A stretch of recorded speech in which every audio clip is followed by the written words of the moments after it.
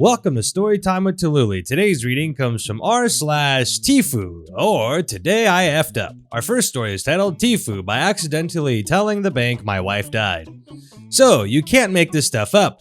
The last 2 days have been desperate comedy gold. My wife Tracy passed away on Tuesday morning, so our bank account is in my wife's name, not mine.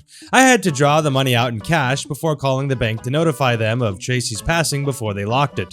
I went online, transferred the money in various parts of the account into the card, then decided after logging out that I'd create my new account with them. I needed that in a few days for my Centrelink payment to go into. I put in all my data, then hit enter. The process stalled and the bank said that as my name is part of another account, they've been locked and to call them on the phone.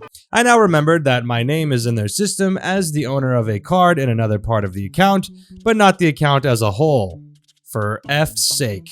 I rang them and we sorted out the confusion with me explaining that as my wife had passed, I needed the new account. No problems, we can sort that out. Also, just so you know, your wife's account has been frozen as she has passed. Me.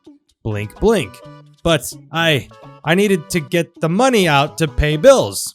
And with the most sincerest apologies from her, genuinely, she said, "Sorry, this call is being recorded, and we are bound by federal law as soon as we become aware." Mental facepalm. Fine, no worries, I'll just deal with that. After all, worse things have happened. We sorted it out, she gave me the new numbers and password, then I hung up. I put in the details, put in the password. Nope. Tried again. Nope. Tried again. Nope. You have 3 failed access attempts. Your account is locked. Please come and visit us in our nearest branch, 30 kilometers away. Urgh! A mate was with me and offered to run me to Rockingham. We got up there and sorted the issue without much of a fuss. A quick drive back and Tracy's friend Allison rocks up. She soon discovers that my PC is having issues and said she'd take it for her husband to fix. Sweet! Off everyone goes and I sit down, eat, and then think, oh yeah, I have to change my bank details on my MyGov account for Friday. Oh crap, no PC. That's okay, I have the laptop. Set it up, open MyGov. F, what's my password? All on the PC. That's okay, I'll just call them and get the numbers. Where's my phone? I can't find my phone. Right. I'll call from the landline. No ringtone sounds. Crap. Uses my wife's Facebook account on her phone to phone my mate and ask if my phone is in his car. Yep, 40 kilometers away. Okay, asks for phone number of Allison, who has the PC, rings and gets MyGov account details, finally gets into MyGov and changes account details. Success! It's late. Bed. Had to be up today to go to the funeral home to meet a relative and arrange things. Another mate came for a welcome visit with his daughter. We all jumped in our cars, they to go home, me to the funeral home, turned the ignition key, bang bang bang bang bang, big blue cloud of smoke. Yep, that'll be fatal. F that, not dealing with it. My mate gives me a lift into town and we go to see the funeral directors. They take our names and who we're there concerning. About 5 minutes later, they come back. We can't seem to find Tracy. Me, blink blink, you, sorry, what?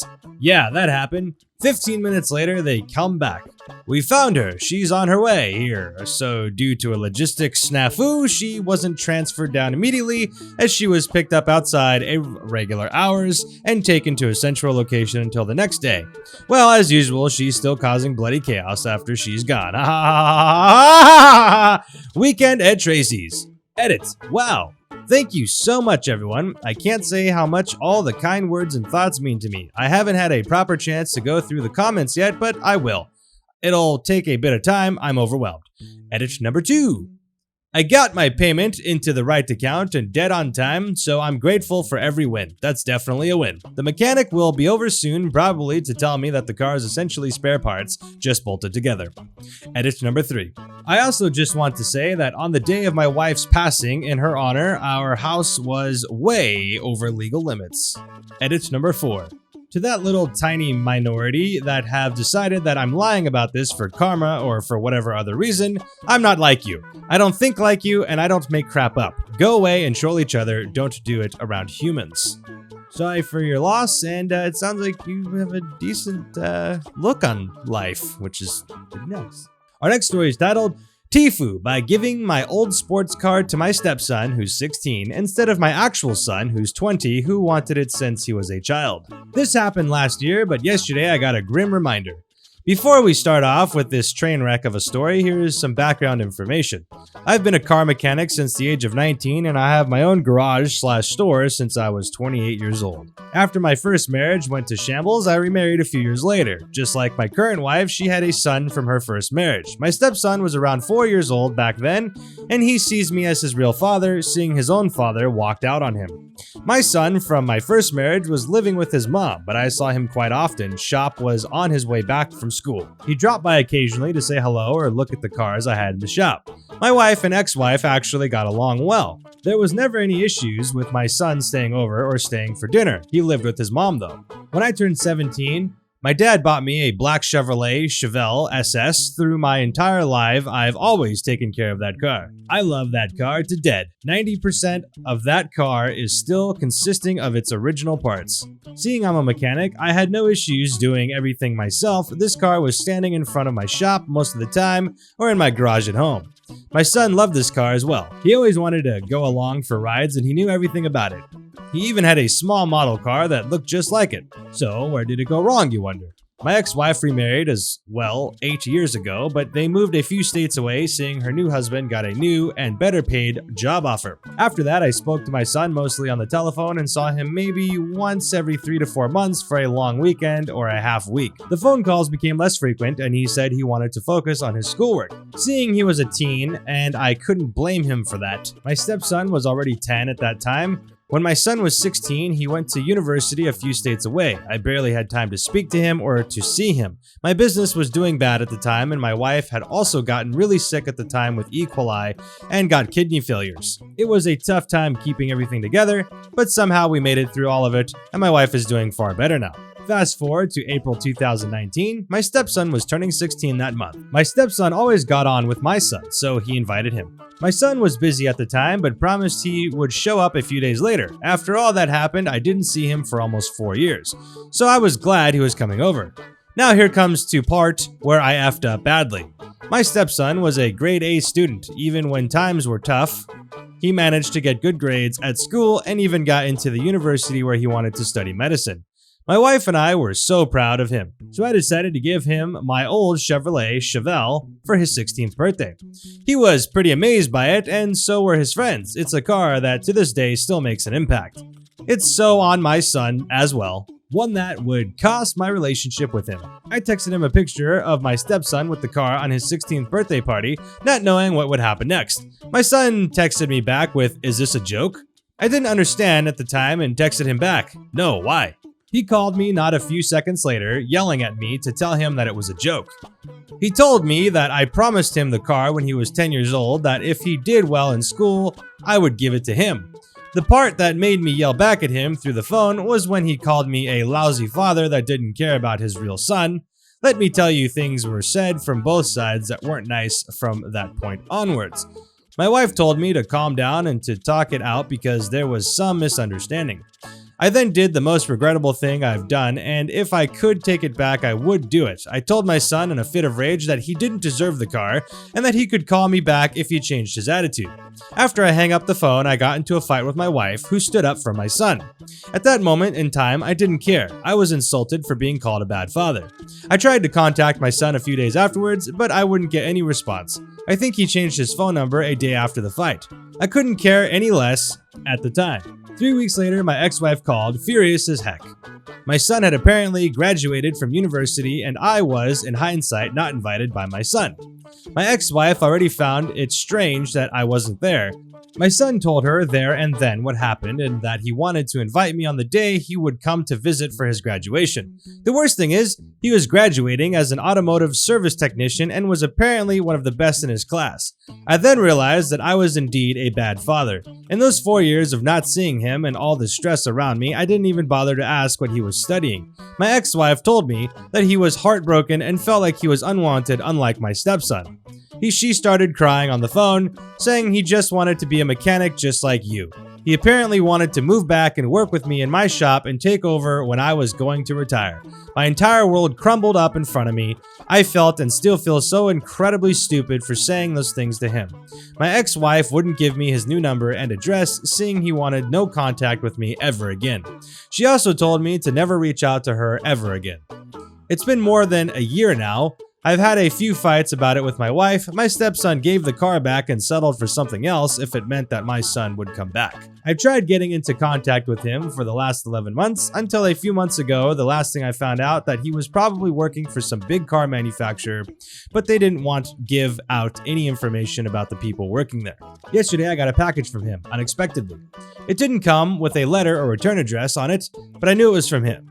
It was a box with his old Chevrolet toy car, an old picture ripped up of him and me on the hood of the car, and a videotape. I watched the videotape. He was probably 7 years old at the time in the video. I was fixing a car. I cried halfway through this because I then knew why he mailed me the tape. I said to him while he was filming it, if he wanted and kept up his grades, that the shop could be his one day, including my Chevy. Edit. A part I left out. Some of you didn't clearly read everything, and that's okay. I would be mad too while reading this. My stepson is not to blame here. He gave back the car, and the car is now stored in a garage box. This car has become a thorn in my eye, and I can't look at it, to be honest. Edit number 2. Me and my family tried to search for him on Facebook and all the other popular social media apps. Seeing how he never was into any of those, we couldn't find anything. Edit number 3. I've been searching for him for quite some time already. If this virus clears out, I can travel to some states to see if he actually lives or works there. Edit number 4. After actually contacting my ex-wife a few times over the course of months, she told me half a year ago that she would ask him once to contact me, but she couldn't force him to do it if he didn't want to. Edit number 5. Some of you have reached out to me. I'm grateful for the help from some of you to try to help me track him down, but as you can understand, I can't give out personal information about myself or my family and my son. There is already too much at stake. Edit number 6.